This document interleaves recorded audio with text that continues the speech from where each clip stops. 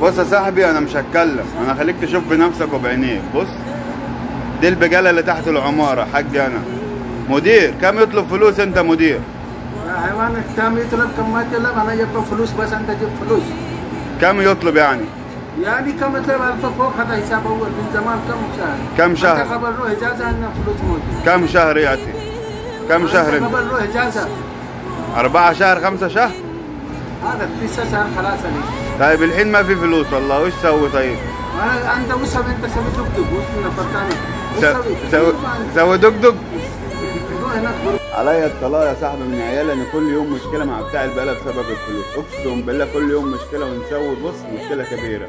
طب وعليا الطلاق تاني ان انا العين دلوقتي ما اتغديت، والليل طالع اول المغرب جدا ولسه ما اتغديت من قله الفلوس. فبلاش بالله عشان احنا تعبانين. انت بقى اتغديت وامك جهزت لك الاكل ولقيت حد يجهز لك اكل وحد يغسل لك البوكسر بتاعك، فانا ما فيش الكلام ده. انا ما كنتش انا اللي اعمل، مش هلاقي حد ياكلني ولا حد يشربني ولا حد يغسلني. فانت ما تحكمش على ظروف غيرك. احنا تعبانين اقسم بالله، ومديونين هنا وهناك، وربنا اللي عالم بينا وعالم بحالنا. هنا مديونين وفي مصر مديونين وعلينا فلوس في كل مكان. فانت مش قاعد في بيتك في وسط عيالك وعلى الكنبه اللي في الصاله وتقول لك انتوا بتعملوا فلوس بالريال وانت.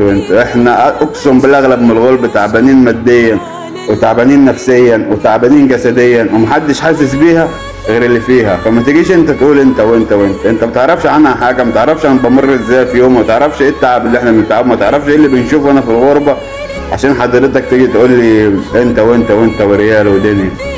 سيبونا في حالنا، كفايه اللي جرى.